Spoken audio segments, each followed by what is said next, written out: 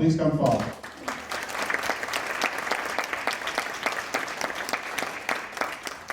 Hi. I have a little lavalier. Okay, Check, good. check, check. Okay, here we go. Thank you so much for that warm welcome. I do love how much you love my husband, Ben Mikula. It's endearing. I love you just as much. I know you do. I know you do. So I'm thrilled to be here today, and I see a lot of faces I don't know, and a lot of faces I do know, and it's really wonderful to be here amongst all of you. I'm excited for this conversation. I'm always excited to be a part of the conversation. I'm always learning and growing, and I'm always listening. So I think today is super important to have that discussion, to have that dialogue. And I've always been a large believer, and perhaps that's why I talk so much, that dialogue is what brings change and what allows us to grow. And that's why we're all here. With that said, so we were thinking of a warm-up. And I was like, maybe I'll start, Bring the Hoopla style. We're an educational fitness company, maybe we'll stretch. Nobody wants to stretch. So that seemed ridiculous after I thought of that. And then I thought, well, maybe, you know what? Maybe I can talk about, or we can have an interactive discussion about how we can wake up every day and have a positive mindset, and how we can put our best foot forward, and how we can talk about the things that we're so grateful for. And it's like, bleh, we talk about it ad nauseum. As women, we are told every day, be positive, put your best foot forward, keep that smile on your face, you've got this, do your best. And the thing is this, the truth is, our best today is not the best that maybe yesterday was, and it's not the best that maybe tomorrow will be. Because we have to understand that we are fluid beings. Not only are we on a journey, we are that journey. We are the journey that's continuously moving forward, that's changing. We play so many roles. We are mothers, we are daughters, we are wives, girlfriends, sisters, nieces, cousins, neighbors, animal owners, friends, bosses, employees. It's exhausting, and we know this, right? Like, we know this, it's very clear. And we do have so much to be grateful for. And we could step up to the plate and we could say that. This is what I'm grateful for. And this is how I'm being the best version of myself today. And when we realize as individuals, as humans, not just as women, but as humans, that our journeys will only allow us to do so much in that one day or the next day or the past day, and that we can be comfortable in the fact that that's our best. And not only can we be comfortable, we can accept it. And so instead of an exercise, and so we could be and move forward and introduce these incredible panelists and continue this discussion, I want everybody to look around the room. And it's really heavy for me to say because it's true. Really, let's take that time to look around the room, to look at each other. You don't even have it in your heads, you can if you want. If that makes you feel better. We're not about to do like a moment of silence or peace prayer or something. But you did do your best today. And you are doing great. You're doing fantastic. And every week is a roller coaster, and I can't even remember 3 days ago, but we are imperfect beings. And as we travel through, each woman in this room, each woman, human, man that you come across from each day forward and have had in your past, really allow them the space to be the best version of who they are, allow them to meet that challenge, and accept them for who they are and who they might be to you.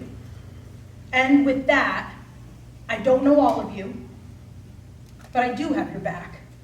And that doesn't mean your goals And that doesn't mean your successes are more important than mine. It means we've got space for everyone to succeed. And together, as cliche as it might sound, we can do that. So I do lift you up, and I do surround you with pride and excitement for the growth of wherever you are professionally and personally. And I do want to let you know, you're doing great. So thank you so much.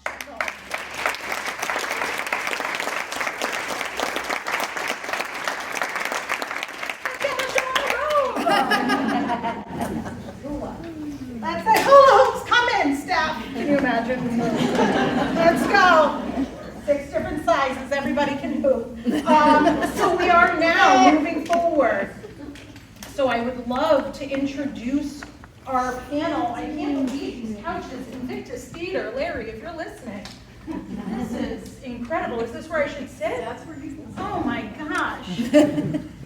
So, I'm going to move to my notes now. Thank you so much for that. I feel wonderful. So yes, I would love to welcome our panelists, and we can begin this discussion. I would love to welcome and give warm welcomes here if you'd like.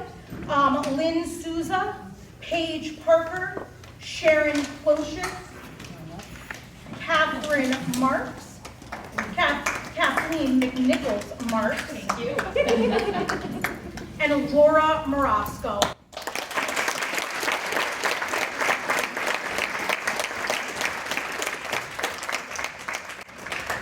I love this. This is feels like home. It's very The View. So, right? It feels good. I'll be joyful. So let's start. That was a lot of water at once. Let's start. I'm going to get comfortable. It might not be the best angle for the camera. Can you see me over there? So this is fluid. This is open. So let's just do a quick intro of name, company, role, and something you'd like to share. Fun or not. Something. Not everybody's fun. So,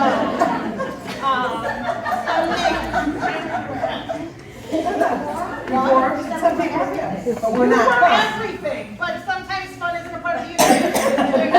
For the day. So yeah, let's talk about, let's do that. So yeah, name, company, role. All right. You stop. I'm here. I'm Lynn Souza. I am the CEO of Kyber Security, which is a cybersecurity company out of Trumbull, Connecticut. And I say I'm CEO and CEO because I'm your traditional CEO, but I'm also your Chief Enthusiasm Officer. And something fun today is I went to get a rabies shot this morning. Oh. First one of 4 so far. I want to revisit that. Anytime. Sue. It's been interesting. Sue. It's been interesting. Oh, all right. It's been an interesting day. Yeah. All right, I'm glad you're okay, moving in the right direction. No phone yet. I'm Laura Marasco, and I'm the CEO and owner of West-Conn Tool, which we are a manufacturer of precision components, surgical tools, metal, 3D metal additives, final implants, a whole bunch of stuff. Yeah, and I work with mostly men, and I feel most of the time like the principal of the middle school. Yeah, we should talk. Men, women, Principal of middle school, not even high school, middle school. I am Kate Marks. The Kate is what threw Nicole. Nicole and I have known each other for a long time. Yes. It's usually a Catherine name. I own Marks of Design in Shelton, and everything you spoke to earlier, thank you. You say it so much more eloquently than I do, but there's so much truth to that. A lot. I'm trying to think. Well, I just returned from my 18th trip to Antwerp, Belgium. After doing the Diamond Dig, the next day we flew out, and the 13-hour flight with a stopover in Frankfurt, Germany. And the return trip's always the worst, so I'm blaming everything I might or might not say today on jet lag. Okay. Good afternoon. I'm Sharon Closius. I'm the president and CEO of the Valley Community Foundation, which is our community's endowment for doing good in the Valley. And my good for the day is I can't believe it's my daughter's birthday. I am having a dinner party for her, and she's going to be 36. Wow. Wow. Which is really fun. That's beautiful. Oh, Not that old. I know, I'm not. But anyway, so that's my good for the day, because not only does my daughter come, but so do my grandkids and my other daughter and my other son, and my son. So good to see everybody in midweek. So That's beautiful. yeah. Hi everybody, I'm Paige Parker. I own Kyber Health, which is a nutritional supplement company. I own it with my husband Ted Parker, and we are co-presidents and co-owners. And what can I tell you that's fun today? I'm just happy to be here. I've never done this before, but I'm really happy to be a part of something so big and so moving. And what you said earlier about we are all these things, I now understand why I'm always so tired. I wasn't even moving, I was sweating. The beginning of the day, that caught up. No, it's true, and I'm so happy to have you all here. We're so happy to have you all here. So, you know, I love to chat, if you know me, but I don't want to lead the conversation. So, you know, where can we begin? Why don't we begin the conversation? You know, we don't want to be industry focused, but can we chat about like what did lead you to this role? You know, were you in another career? Like, and I'm not going to call out names, right? Like it's we're close enough now to just call out. You know, was this something that you always knew? I understand. I mean, this has always have been your calling, you know.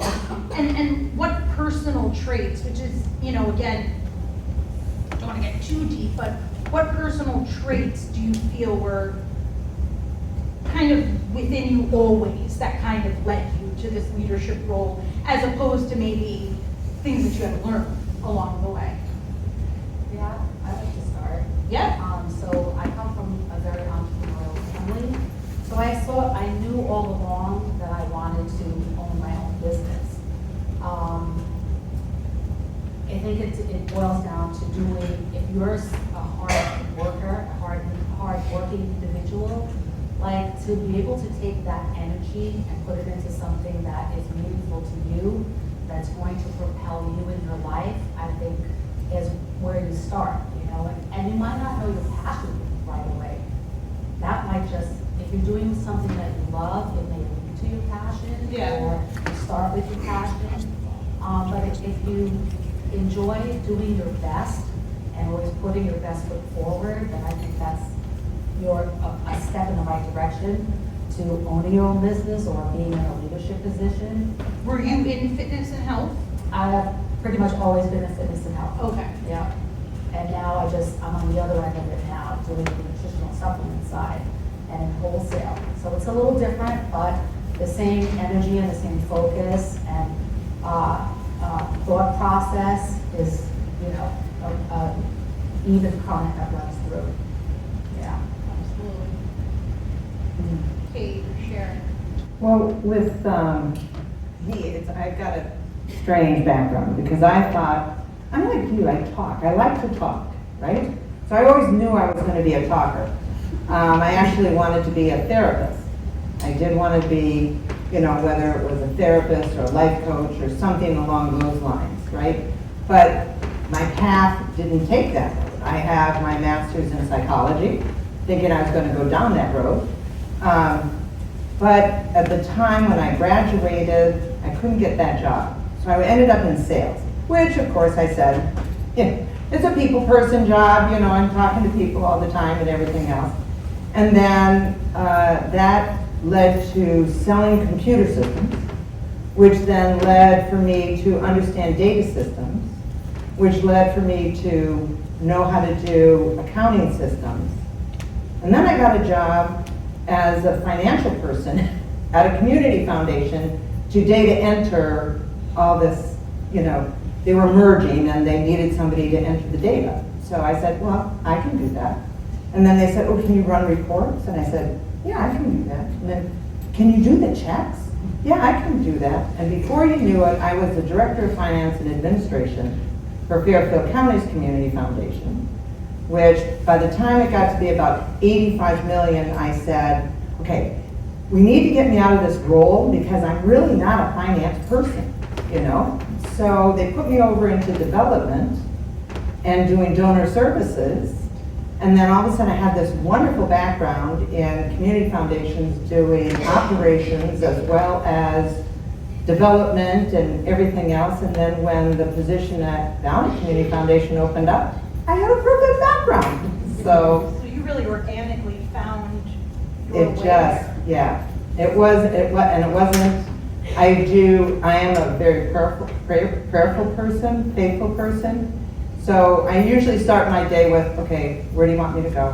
What do you want me to do? And then it all of a sudden starts happening, you know? So, yeah, it's weird. That's all. We're happy to have you in the valley.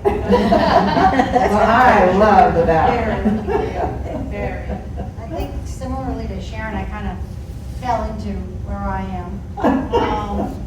You know, I was always entrepreneurial. I was 6 or 7. I would set up a tray table and charge my family to go up and down the hallway. When I was 12, me and the neighborhood kids started a company called Reptile Busters. I'll let you figure out what we did there. And I was an athlete. I was a Division I athlete in college, and I was lucky enough that I grew up with an Apple in the house. My mom was in education, and so in the 80s, when nobody really had computers in the home, Apple was giving really big discounts to teachers if they wanted to have one in the house. So we did. I didn't think much of it. I didn't even own a computer in college. Got out of college. I'd only ever really worked softball camps. I wanted to be a veterinarian until I was 16. So an autopsy of a dog, I almost passed out and said, okay, I gotta find a new profession. So I took a job out of college, just doing whatever, and they realized I could find my way around a computer. In 4 years, I went from basically answering phones to being a director of IT. And then I said, you know what, I kind of like this computer stuff. I joined the company I'm at now, and 3 years later, I had the opportunity to buy in. So I became a part owner and vice president. 4 years after that, I became a co-president. And 5 years after that, I became majority owner with sole management control. And that was 2013, and we haven't looked back since. Wow. So that's, that's my story. I'm still not sure really how I guess I was always kind of a nerd under the covers, but I would say I'm a reformed athlete or, turned nerd. Yeah. So, but it's fun. Put a word for it. Hey, it's working so far. for it. I'm still not sure what I want to be when I grow up, but it's working so far. I think off of that, and I want everyone to feel like they can speak, but off of that, and we can jump back, but like, so do we feel like we've landed?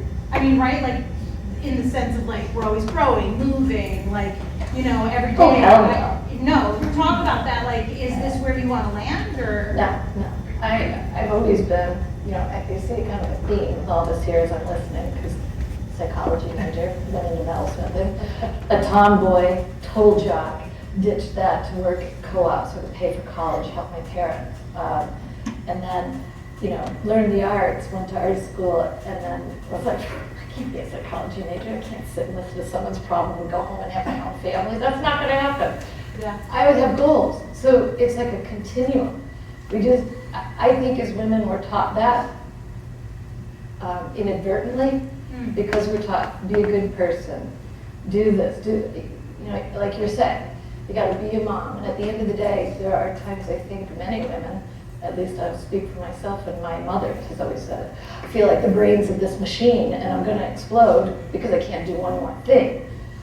And there's our human factor, so my kids know, my son is here with me, but he'll tell you, I'd come home, I literally get in what I called my uniform, which was, depending on the time of year, flip-flops, shorts, sweats, and a t-shirt.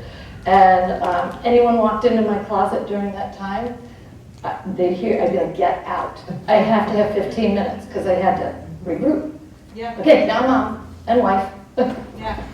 And I'm a talker, and I love to have fun, and I love people, and everybody knows that. But when they don't know that, they think I just keep going all the time. Yeah. We're not Energizer bunnies. We're just not. Yeah. But Yeah, we no, put it's out a true. good Yeah, front. Laura, what about with your role and on, what everybody has shared, like where, you're in a role that now you're, Yeah. right, Yeah, similar, Yeah, where I always say I feel like I was bamboozled into it, but, really my journey started, when I was 30 years old, I was working in banking, and I got divorced. I was working part-time because I was married and I had a baby at home, and then I got divorced, and I had to support us. So from that, I learned, I had no idea that I was a person who could do that. I didn't know that I could support my daughter and send her to private school and to do all these things. So I focused in that portion of my life, I focused on that. And fast forward 15, 16 years later, I met my husband, he was my boyfriend, and he had this business and I was still in banking. And it was like in 2008, and I left the bank, and he, I guess, saw something even more in me that I didn't know that I had. And I started going into his shop. There was 12 employees at the time. We were in a smaller shop. And I just saw all this stuff that I could do. There were so many things that I could do to improve. And I have this relentless drive that I think I got from those years of supporting me and my daughter. This relentless drive to keep getting bigger, better, faster. And that's what I did. And sometimes I feel like I've created a monster. Yes. So I manufactured. I have a degree in history. I wasn't even finance. I didn't even have a degree, but I learned a lot through. I was in management and sales and HR and things like that. So I was able to bring all those things to something that was a much smaller company, and just kind of bring it, bigger. But like I said from the beginning, I didn't know I was that person, and just learned over the years that I was, and I was able to take all the experiences that I had prior to that and just put them all together. And I wish someone had told me that when I was younger. Like, doesn't matter what you do, all the experiences, everything you do, you'll be able to just keep building upon until someday you're someplace that you want to be. And then there's still other places I want to go and want to be, but you just have to follow the paths and have faith that you can do it, and it all kind of works out. Yeah, I don't think we ever stop. I think we're always learning. I think we always want to learn. Even if I retire, like officially I'm retired, I don't think I could retire. I think I would still be doing something, whether it's volunteering, but it would still be putting a purpose in my everyday. Yeah, and I also I see so many different mindsets. I have a very dear friend that lives a very simple life, you know what I mean? And she's very happy with that, and that's okay too. Mm-hmm. She dreamed of being a mom of two. She, wanted, and that's what she wanted, and that's beautiful too, right? Who are we to be like, no. Our personalities here, though, how many of us? And so. Don't you look at her some days and go, I wish I had that, just for an hour. Yeah, and she has her own challenges. And then, exactly. She has her own challenges, It's just her personality. I think too, just jumping back, balance. We could all talk about balance. Yes, we play so many roles, but what about balance of I always am so interested in the leadership roles and entrepreneurial brains of how do we, or how do you really honor your authentic self? You know what I mean? Some days when you're just shit. You know what I mean? Not even the tired, because we can power through tired. I didn't sleep 3 hours last night, I kid about, whatever, you get through it. But the balance is one thing, but what about the balance of like truly like thine own self? You know, how do you honor that every day and allow that authentic self to shine in your role? Well, I think first of all,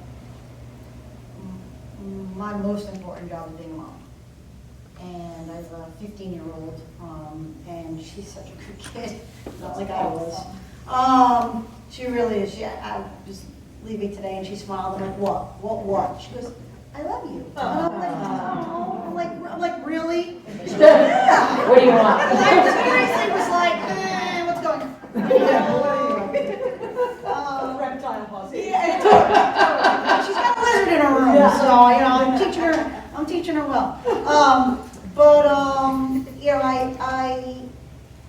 my mom was very instrumental in growing up. She was a phys ed teacher. She worked part-time, so she was always there. And my father worked in Manhattan, so he left at 6 o'clock in the morning, came home at 7 or 8 o'clock at night. And growing up, that was difficult for me. As I got older, I realized all the sacrifices he made. I came out of college, not a single student loan. You know, and so as an adult, I look back and said, wow, you know, what he did for me. But it's my mom that really kind of raised me. And so when I had my daughter, I sat down with my father and my business coach at the time, and I said, you know, I want you both to know that I think the sacrifices you guys made, because they're both very much cut from the same cloth, I think the sacrifices you guys made for your families is amazing, but I'm a mom and I'm a mom first. And I'm not going to do the 6 a.m. to 8 p.m. You know, I did that till I had till I had the child. And then from that point on, she's my universe. You know, so I think that's how I try to be, you know, my authentic self, is making sure that I'm there for her first. I just, you know, I walk in to the office and I like being a cheerleader. You know, I was my school mascot in high school and in college. I'm crazy. I'm like, you and I, we're going to be trouble together. Yeah. You know, and I just want things to be fun. I tell, you know, we talked about, you know, this thing is about passion. And when we have our quarterly meetings, you know, Susan's here from my company can attest, I tell everybody, if you're not passionate about what you do here, tell me and I will help you find a job somewhere else. Yep. Because life is too short. Life is too short to spend the amount of time that we spend working to not be passionate about what we do. So if you've lost that passion, if you don't have that passion for what we're doing, tell me, I will help you find your passion. Yeah. And we'll move on. Yeah. It can be a struggle. You know, I feel you're in a great position truly, and I'm sure there's every day, and I love that. And I struggle with that big time. I struggle with the balance mostly of children and then my, you know, my work. I can't step away from it. But at the same time, you have to, like, I'm in a new space right now. Yeah. In my What's life. up? Well, I'm an empty nester. Yeah, right on. Right? But I'm still working. I still will do anything for my kids.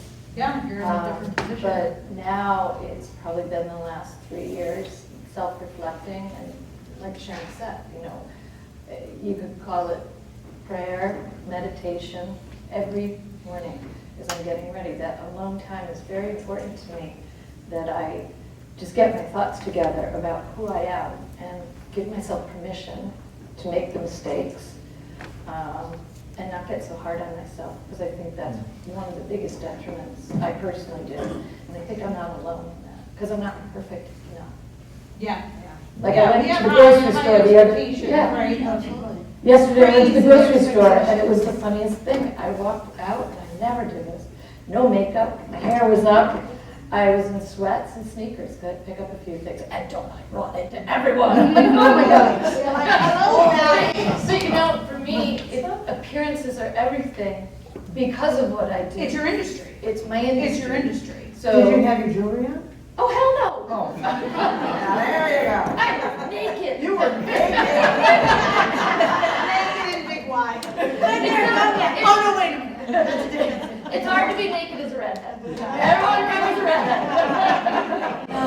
I struggle with balance, and it's probably been something I've dealt with my whole life. And it's just watching my parents, who are immigrants from Jamaica, come here and looking at the opportunities that, you know, were available to them, if they worked hard enough. You know, they just embraced that. And my father, he, you know, had 3 jobs. You know, they say about Jamaicans will have like 3 or 4 or 5 or 6 jobs, right? So he had 3 jobs, my mother had 2 jobs, and I didn't see my parents growing up. They were working to give us the kind of lifestyle or life that they didn't have. And so somehow, you know, just watching through osmosis, I think that was ingrained in me, because I'm always pushing myself constantly. And that's an issue that I have ongoing with my husband, who's my business partner. He's like, you're the gas, I'm the brake, and all that is going. When is enough going to be enough? I don't know. I have a number in my mind where I want to get our company to.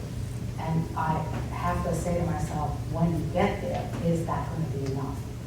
And that's the grace that I lack, to know that I'm working hard. Look at where we've gotten. When we bought the company at $7 million, and that was 17 years ago. We ended last year at $31 million. That's a supplement company, like powders that go into your smoothies.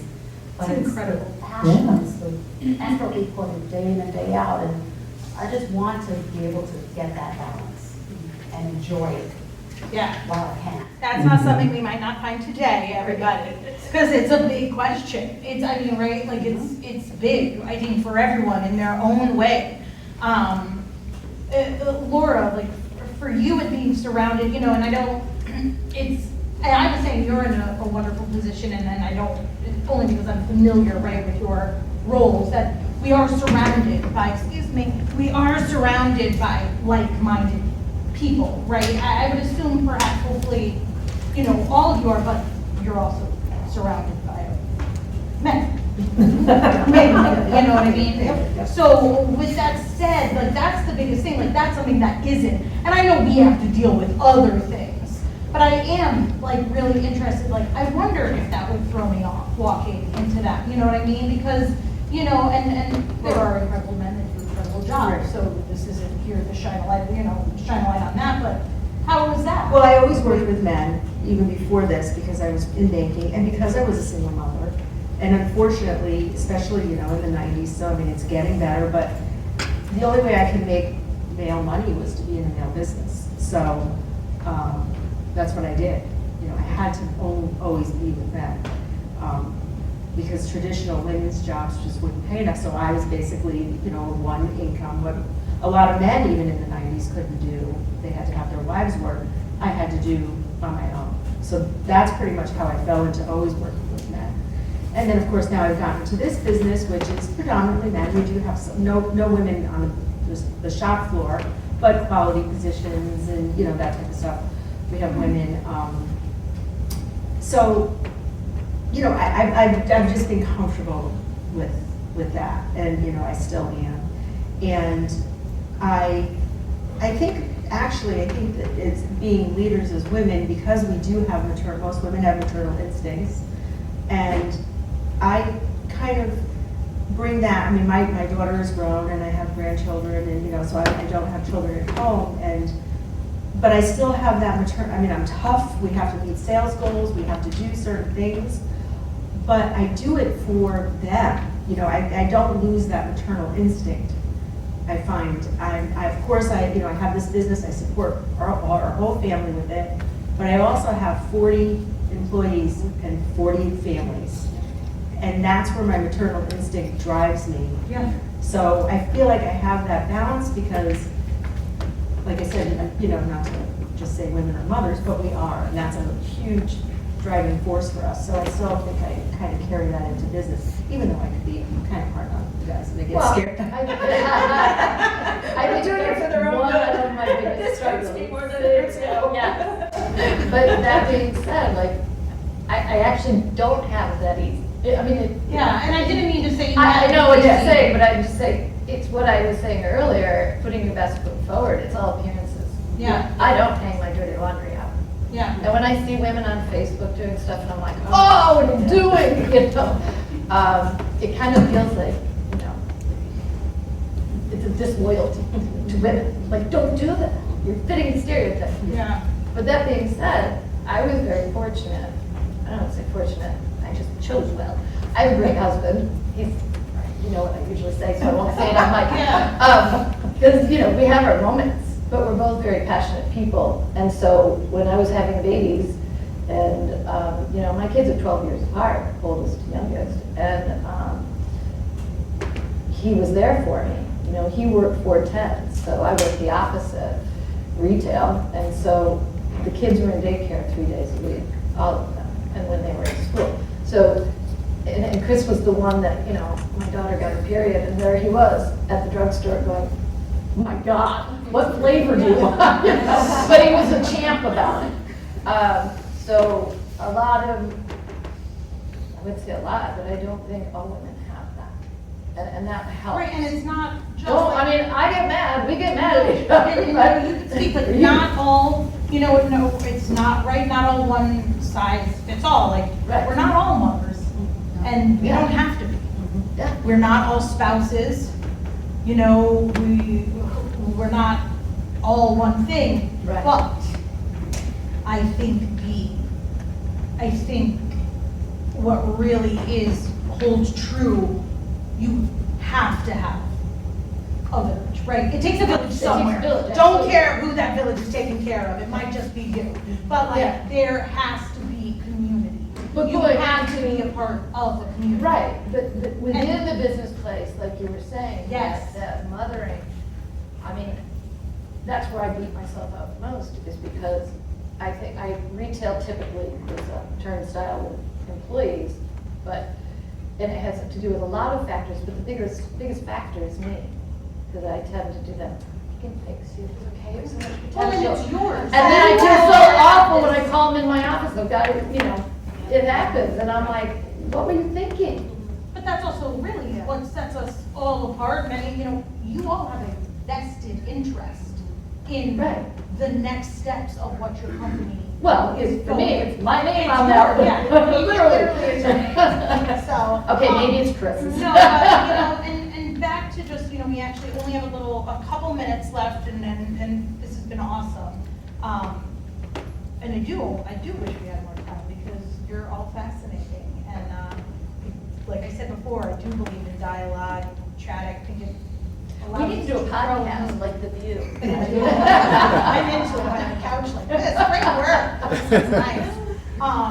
But like Sharon, we had actually talked on a Zoom with the women, and now we were talking about, because I do believe in community building, and I do believe that putting ourselves in whatever role we are, and finding an outlet to connect with community. And actually Nancy brought up something really interesting, as always, and that is, you know, there's two different kinds, right? It's like community building external, and then there's the community building internally. Like, speak on that, like, you know, just a little sharing of like the you know, and if everyone can speak on that, and then we will close up. But, you know, I guess it's not a question so much as, yes, there's important to be connected to your community, to give back, but also to build and create and foster a positive culture within your company. Like, Well, I think, because as everybody's talking, I think back on how did I get to where I am, right?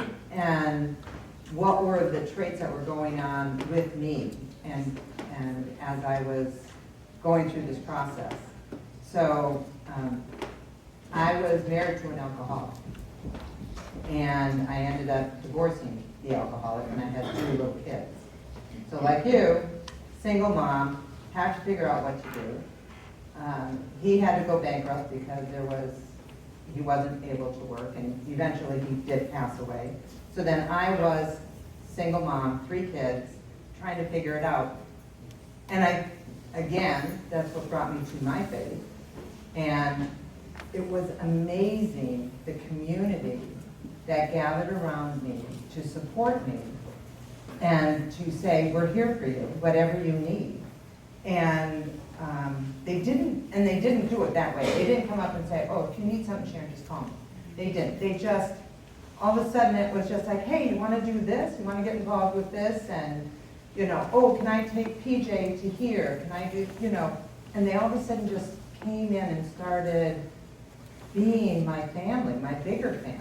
And when at the Community Foundation, it was so interesting because my roots are in Minnesota. And I love the Midwest because we tend to be very open and yappy and everything else like that, right? So when I came from Fairfield County, where I was surrounded by Greenwich and Darien and Stanford and New Canaan and everything else, and I came here to the Valley, I was just like, I felt like I was right at home back in Minnesota, where all my cousins, my aunts, my uncles were.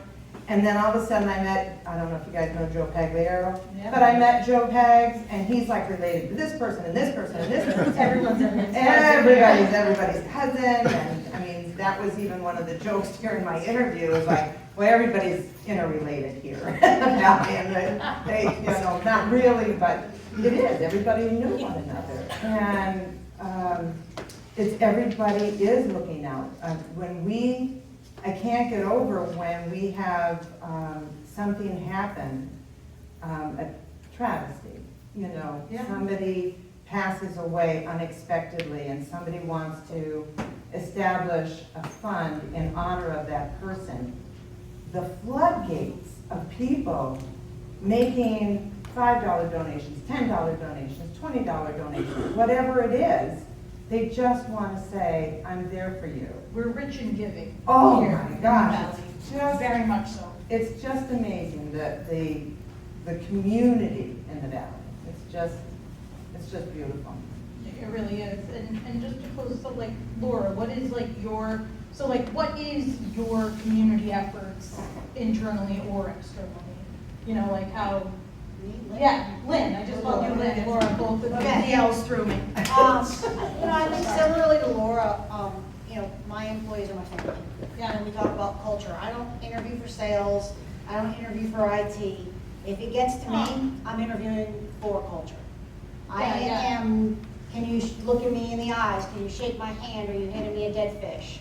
You know, those kind of things. I want to make sure that you're going to fit into the culture of our company. And that's what's most important, because we do all take care of ourselves. Yeah. You know, take care of each other. You know, you were saying rallying around. We had one gentleman who lost his wife to ALS, and the whole company spent an entire weekend. We got a dumpster, and we cleaned out his entire garage and gave him, he likes to build cars. And we bought him workbenches and every tool and everything, and because I said, so he's gonna have to have, he was a sole caregiver for his wife for 6 years while she fought ALS. I said, he's gonna have something to do with his time now, you know? So everybody showed up and worked the whole weekend in their garage, which we filled an entire dumpster. Wow. And that was one of my proudest moments, that we all rallied, you know? And the company it's family, and it's not just the people who work for me, it's their families as well that I feel responsible for. I don't know if I answered the question, but there you go. No, it felt good. There you go. It felt good. Any, I'm so excited because now we'll get to have Anna Zapp, our keynote up here, who I adore. And any closing thoughts, or do we have time for the stretch now? Are we gonna get out, or are we just gonna power right through? Do a quick stretch. Quick stretch. Any closing thoughts? Because I think this conversation could have grown, right, forever, but anything that you would like to share? We didn't have time for Q&A right now, but there is a little networking afterward, and I know maybe some of our panelists have to bounce. Yeah, I encourage you, is there a way like to get in touch even? Because they're so they're amazing. Any other thoughts to close up? Okay. I think the most important thing, guys, is to believe in yourself. It is.